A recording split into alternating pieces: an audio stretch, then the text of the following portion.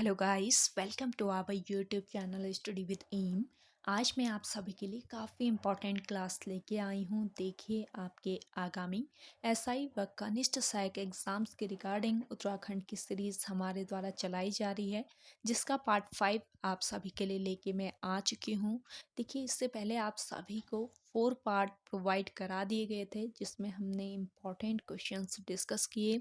आज के इस पार्ट में भी हम इम्पॉर्टेंट क्वेश्चंस कवर करेंगे, साथ ही साथ क्वेश्चन से रिलेटेड जो फैक्ट बन सकते हैं उनको भी हम आज की इस क्लास में डिस्कस करने वाले हैं। तो आप सभी लोग एंड तक इस क्लास में बने रहिएगा। चलिए, आज की इस क्लास को हम स्टार्ट कर लेते हैं। स्टार्ट करने से पहले जिन लोगों ने अभी तक हमारे YouTube channel study with M को सब्सक्राइब नहीं किया है, वो सब्सक्राइब कर लें।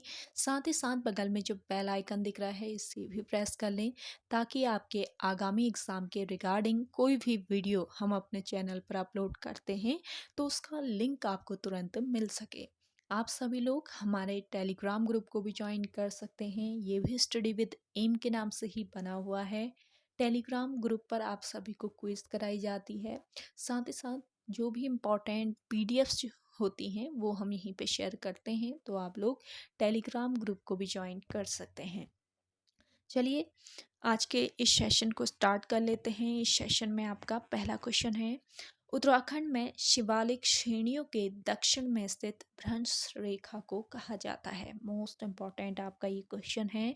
तो देखिए, उत्तराखंड में शिवालिक श्रेणियों के दक्षिण में स्थित भ्रंश रेखा को कहा जाता है हिमालय अग्र भ्रंश, यानी कि ऑप्शन 4 यहाँ पे आपका बिल्कुल करेक्ट आंसर है।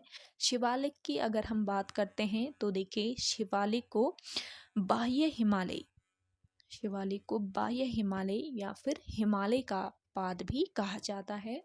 शिवालिक जो है ये हिमालय की नवीनतम श्रेणी है और नवीन होने के कारण इसमें जीवाश्म पाया जाता है। ये आपको याद रखना है, इम्पॉर्टेंट पॉइंट है आपका। और आप सभी लोगों से पूछ लिया जाए कि शिवालिक श्रेणी का प्राचीन नाम क्या था, तो इसे भी नोट डाउन कर लीजिएगा। मैनाक पर्वत इसका प्राचीन नाम था। नेक्स्ट क्वेश्चन देखें, विश्व का पहला हिमनद प्राधिकरण 14 जून 2010 को उत्तराखंड राज्य में किस नाम से गठित किया गया? तो ये भी आपका काफ़ी इम्पोर्टेंट क्वेश्चन है। विश्व का पहला हिमनद प्राधिकरण जिसे गठित किया गया था 14 जून 2010 को, और किस नाम से इसे गठित किया गया बताना है। तो देखिए, करेक्ट आंसर हो जाएगा आपका स्नो एंड ग्लेशियर अथॉरिटी, यानी कि ऑप्शन सेकंड बिल्कुल करेक्ट आंसर है। नेक्स्ट क्वेश्चन देखें, उत्तराखंड में सिविल वनों पर किसका नियंत्रण होता है? तो देखिए, उत्तराखंड राज्य में सिविल वनों पर नियंत्रण होता है जिला दंडाधिकारी का। ऑप्शन फर्स्ट करेक्ट आंसर है आपका। राज्य में देखिए, सर्वाधिक वन क्षेत्रफल किस जिले में है पूछ लिया जाए, आपको याद रखना है पौड़ी जिले में। राज्य में सर्वाधिक वन क्षेत्रफल पौड़ी जिले में है। और सबसे कम पूछ लिया जाए तो आपको याद रखना है ऊधम सिंह नगर। ऊधम सिंह नगर में सबसे कम वन क्षेत्रफल है। अगला क्वेश्चन देखें, उत्तराखंड राज्य में किस जनजाति की जनसंख्या सर्वाधिक है? तो देखिए, कौन सी ऐसी जनजाति है उत्तराखंड राज्य की जिसकी जनसंख्या सर्वाधिक है, बतानी है। तो करेक्ट आंसर हो जाएगा आपका थारू। ऑप्शन 4 तो यहाँ पे आपका बिल्कुल राइट आंसर है। और सबसे कम जनसंख्या वाली जनजाति पूछ ली जाए उत्तराखंड राज्य में कौन सी है, तो ये है आपकी राजी जनजाति। राज्य पर कुमाऊं क्षेत्र की सबसे सर्वाधिक आबादी वाली जनजाति जो है ये आपकी थारू है। और थारू जनजाति के लोग ऊधम सिंह नगर के खटीमा, किच्छा, इसके अलावा देखिए नानकमत्ता व सितारगंज के 144 गांवों में निवास करते हैं। तो ये जो थारू जनजाति के लोग हैं ये ऊधम सिंह नगर के खटीमा, किच्छा, नानकमत्ता और सितारगंज के 144 गांवों में रहते हैं। थारुओं को किरात वंशी माना जाता है और थारू जनजाति के जो लोग होते हैं ये अपने आप को महाराणा प्रताप के वंशज मानते हैं। थारू जनजाति जो है ये कई गोत्रों में बटी हुई है, जिसे कुरी कहा जाता है। ये भी आपका इम्पोर्टेंट पॉइंट है। इसके अलावा देखिए एक पॉइंट और बताती हूँ। एक प्रथा प्रचलित है थारू जनजाति में, जिसका नाम है तीन टिकठी प्रथा। तो पूछ लिया जा सकता है तीन टिकठी प्रथा का प्रचलन किस जनजाति में है, तो आपको याद रखना है थारू जनजाति में। नेक्स्ट क्वेश्चन देखिएगा, निम्नलिखित में से कौन उत्तराखंड में अवस्थित नहीं है। तो देखिए आपको यहाँ पे चार ऑप्शन दिए गए हैं, Bharat heavy electrical limited, Hindustan machine tools, IDPL और हिंदुस्तान एरोनॉटिक्स लिमिटेड। तो यहाँ पे कौन उत्तराखंड में अवस्थित नहीं है बताना है, तो आपका राइट आंसर हो जाएगा Hindustan aeronautics limited. Hindustan aeronautics limited ये कहाँ पर, उत्तर प्रदेश में स्थित है। और देखिए आपका जो भारत हैवी इलेक्ट्रिकल लिमिटेड है ये आपके कहाँ पर स्थित है, हरिद्वार में, उत्तराखंड राज्य के हरिद्वार के रानीपुर में ये स्थित है। हिंदुस्तान मशीन टूल्स की अगर मैं बात करती हूँ तो ये रानी बाग हल्द्वानी में लोकेटेड है। और आपका आईडीपीएल जो है ये कहाँ पर है, ऋषिकेश में। तो कहाँ पर ये स्थित है आपको पता रहना चाहिए, इंपॉर्टेंट है आगामी एग्जाम के लिए। चलिए नेक्स्ट क्वेश्चन है आपका, 1792 ईस्वी में श्रीनगर की संधि निम्न में से किन के मध्य हुई थी। ये भी आपका काफी महत्वपूर्ण क्वेश्चन है। तो देखिए श्रीनगर की संधि जो कि कब हुई थी, 1792 में हुई थी। किस किस के मध्य ये संधि हुई थी, गोरखा व पवार शासकों के मध्य। तो यहाँ पे आपका ऑप्शन थर्ड बिल्कुल करेक्ट आंसर हो जाएगा। अगला क्वेश्चन देखें, निम्नलिखित में से किस चंद शासक के समय कुमाऊं क्षेत्र के अधिकांश भाग पर चंदों का आधिपत्य हो गया। तो देखिए कौन से चंद शासक थे जिनके समय कुमाऊं क्षेत्र के अधिकांश भाग पर चंदों का आधिपत्य हो गया बताना है। तो आपका करेक्ट आंसर हो जाएगा कीर्ति चंद। ऑप्शन फोर्थ यहाँ पे आपका राइट आंसर है। देखिए कीर्ति चंद जो हैं ये 1488 ईस्वी में गद्दी पर बैठे। कीर्ति चंद ने गढ़वाल शासक अजय पाल को पराजित किया था। और देखिए कीर्ति चंद जो हैं इन्होंने राज्य विस्तार में 12 मंडल व विसौध आदि को अपने राज्य में मिलाया था।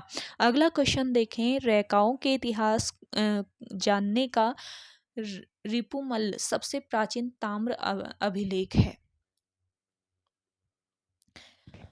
जो उत्कीर्ण किया गया है। कब इसको उत्कीर्ण किया गया ये बताना है। तो देखिए यहाँ पे आपका करेक्ट आंसर हो जाएगा 1410 में। ऑप्शन फर्स्ट बिल्कुल राइट आंसर है।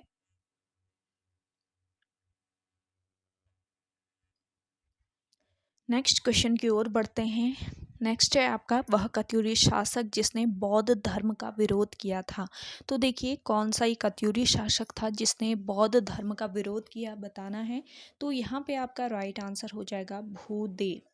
बैजनाथ मंदिर का निर्माण भी किया था, आपको याद रखना है, भूदेव ने बैजनाथ मंदिर का निर्माण किया था। और भूदेव बौद्ध धर्म का विरोधी था, इसलिए बुद्ध श्रमण शत्रु उपाधि किसकी थी, भूदेव की थी। अगला क्वेश्चन देखें,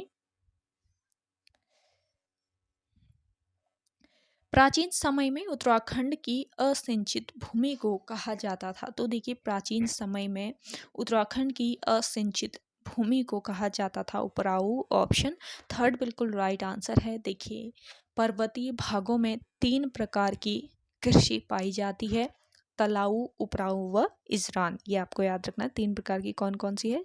एक तो है आपकी तलाऊ, दूसरी है उपराऊ और तीसरी है आपकी इजरान। ब्रिटिश काल की अगर मैं बात करती हूँ तो ब्रिटिश काल के विकेट बंदोबस्त में पर्वतीय भूमि को 5 भागों में बांटा गया था, तलाऊ, उपराऊ, इसके अलावा अव्वल और उपराऊ, दोयम, इजरान और कटीली। तो इन 5 भागों में बांटा गया था ब्रिटिश काल में। और वह भूमि जहाँ पर सिंचाई की सर्वोत्तम व्यवस्था पाई जाती है उसको कहा जाता है आपके, क्या कहा जाता है, तलाऊ भूमि कहा जाता है। उपराऊ किसे कहा जाता है, आपको याद रखना चाहिए। उपराऊ भूमि पर्वतीय क्षेत्रों के ऊपरी भागों में पाई जाती है जहाँ पर सिंचाई सुविधा में कमी पाई जाती है, ये आपको याद रखना है। जंगलों के बीच पाई जाने वाली जो अपरिपक्व भूमि होती है इसे कहा जाता है इजरान। यहाँ से भी क्वेश्चन बहुत बार पूछा गया है आयोग के द्वारा, तो ये आपका इम्पॉर्टेंट क्वेश्चन है, ध्यान रखें। अगला देखेंगे, उत्तराखंड के आदि इतिहास की जानकारी का सर्वप्रमुख स्रोत है। तो उत्तराखंड के आदि इतिहास की जानकारी का सर्वप्रमुख जो स्रोत है ये है कौन? पौराणिक ग्रंथ। अगला क्वेश्चन देखिएगा, सेशन आप लोग शेयर जरूर कर दीजिए। अभी भी यूट्यूब चैनल को अभी आप लोगों ने सब्सक्राइब नहीं किया है स्टडी विद एम को, तो जल्दी से आप लोग सब्सक्राइब कर लें एंड शेयर जरूर कीजिएगा आप लोग इन क्लासेस को। आज की क्लास बहुत ही इंपॉर्टेंट है एसआई के लिए, तो आप लोग एंड तक फॉलो जरूर करें। अगला देखेंगे, निम्नलिखित किस पुस्तक में खसों को तंगा कहा गया है? तो देखिए कौन सी पुस्तक है जिसमें खसों को तंगा कहा गया है? ये है आपकी बृहत संहिता। बृहत संहिता नोट डाउन कर लीजिएगा, यहाँ पे थोड़ा सा मिस टाइप हो रखा है। तो बृहत संहिता में खसों को क्या कहा गया है? तंगा कहा गया है। महाभारत के सभा पर्व के अनुसार खस लोग महाभारत के युद्ध में कौरवों की ओर से लड़े थे, ये भी आपको याद रखना है। जो महाभारत का सभा पर्व है उसके अनुसार खस लोग महाभारत के युद्ध में कौरवों की ओर से लड़े थे। वर्ष 1885 में खसों को शूद्र वर्ग में सम्मिलित किया गया। और देखिए खसों में घर जमाई रखने की प्रथा प्रचलित हुआ करती थी, और इसके अलावा झटेला जो प्रथा है ये भी खसों में ही व्याप्त थी, और पशु बलि प्रथा का प्रचलन भी था खसों में। अगला क्वेश्चन देखेंगे, उत्तराखंड में प्राचीन काल के अधिकारियों तथा उनके कार्य ऑब्लिक विभाग के संदर्भ में सूची फर्स्ट को सूची सेकंड से सुमेलित करें। तो यहाँ पे आपको सुमेलित कर लेना है। देखिए यहाँ पे अधिकारी और कार्य विभाग आपको देखने को मिलेंगे, सुमेलित कर लेते हैं। देखिए भृत्य की अगर मैं बात करती हूँ तो भृत्य कौन होते थे? सॉरी, भृत्य आपका यहाँ पे हो जाएगा सेवक, और प्रतिहार जो होते थे ये आपके द्वार रक्षक होते थे। गोप्त की अगर मैं बात करती हूँ तो गोप्त आपके रक्षक होते थे, और कुलचारिक ये कौन होते थे? तहसीलदार। तो ये आपको सुमेलित कर लेना है, इंपॉर्टेंट क्वेश्चन है। अगला क्वेश्चन देखेंगे, निम्नलिखित में से कब टिहरी रियासत को पंजाब हिल स्टेट एजेंसी के साथ संयुक्त कर दिया गया था? तो देखिए टिहरी रियासत को पंजाब हिल स्टेट एजेंसी के साथ संयुक्त किया गया था वर्ष 1937 ईस्वी में। अगला क्वेश्चन देखेंगे, पवार राजवंश में वह कर जिसमें उपज का एक भाग राजकोष में जमा किया जाता था। तो देखिए ये कर है आपका व्यय कर। ऑप्शन फर्स्ट यहाँ पे आपका बिल्कुल करेक्ट आंसर हो जाएगा। चलिए नेक्स्ट क्वेश्चन देख लेते हैं। नेक्स्ट है आपका, निम्न में से किस कुमाऊं कमिश्नर के समय खसरा सर्वेक्षण पर आधारित राजस्व प्रणाली को प्रारंभ किया गया? तो देखिए ये कुमाऊं कमिश्नर थे जॉन हेलेट बैटन, जिनके समय खसरा सर्वेक्षण पर आधारित राजस्व प्रणाली को प्रारंभ किया गया, यानी कि ऑप्शन फर्स्ट बिल्कुल राइट आंसर है। बैटन 1848 से लेकर 1856 ईस्वी तक कुमाऊं कमिश्नर रहे। बैटन ने 20 साला बंदोबस्त किया, और इसकी विशेषता क्या थी? खसरा सर्वेक्षण। अगला क्वेश्चन देखेंगे, उत्तराखंड राज्य के संदर्भ में किस प्रकार के वन को मानसूनी वन भी कहते हैं? तो देखिए मानसूनी वन भी कहा जाता है उष्णकटिबंधीय आर्द्र पर्णपाती वनों को। ऑप्शन यहाँ पे सेकंड बिल्कुल करेक्ट आंसर आपका हो जाएगा।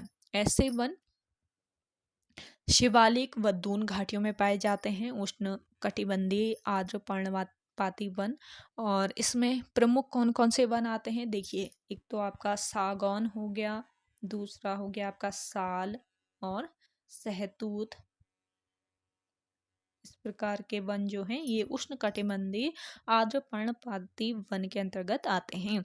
अगला क्वेश्चन है आपका, वर्ष 2011 की जनगणना के अनुसार उत्तराखंड राज्य की जनसंख्या की दशकीय वृद्धि दर कितनी है? इंपॉर्टेंट क्वेश्चन है, आयोग के द्वारा कई बार ये क्वेश्चन पूछ लिया गया है, तो आपको याद रखना है। इसका करेक्ट आंसर हो जाएगा 18.81%।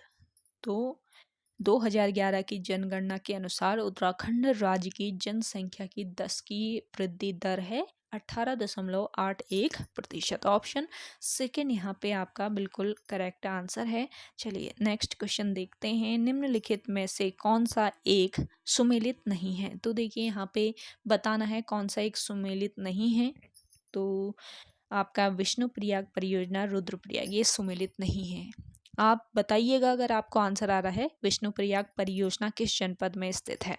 चलिए अगला क्वेश्चन है आपका, राज्य एवं उत्तर भारत की प्रथम जल विद्युत परियोजना बनाई गई है? तो देखिए राज्य एवं उत्तर भारत की प्रथम जल विद्युत परियोजना ये बनाई गई है कहाँ पर?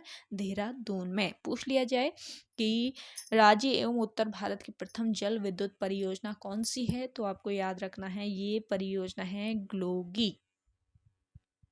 उत्तर भारत का प्रथम विद्युत संयंत्र ग्लोगी जल विद्युत परियोजना कहाँ पर? मसूरी में बनी थी।